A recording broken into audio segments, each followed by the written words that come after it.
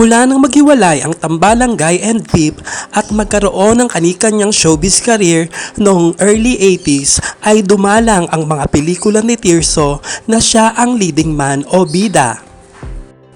Samantala ay hindi naman nawala ng movie projects noon ang superstar. Maraming pelikula ni Nora ng panahong ito ang tumatak at kinilala siya bilang aktres, kabilang na ang Bona, Himala, Bulaklak sa City Jail, Merica, Condemned at iba pa. Ngunit noong 1985, sumugal si Mother Lily ng Regal Films at ibinalik ang tambalang Guy and Pip sa mga sinehan. Hindi naman makapaniwala si Pip at nagdududa na baka wala nang manood sa kanila.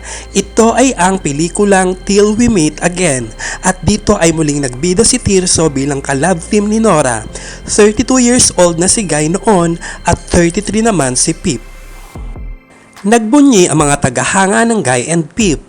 Sumugod sila at pumila sa mga sinihan at naging napakamatagumpay ng kanilang pelikulang Till We Meet Again na ipinalabas noong August 9, 1985. Nang panahong iyon ay binasag ng nasabing pelikula ang lahat ng box office records. Ito rin ang nagbalik kay Pip sa kanyang status bilang isang leading man. At dahil nga kumita ng husto sa takilya ang pelikulang Till We Meet Again, ay sunod-sunod na nagproduce pa ang Regal Films ng mga pelikula na magkasama ang Guy and Pip.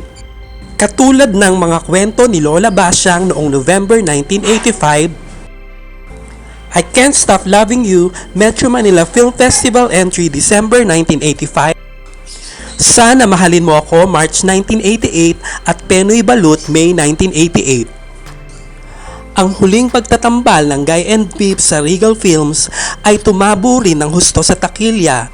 Ito ay ang critically acclaimed film na Bilangin ang Bituin sa Langit na ipinalabas noong August 17, 1989.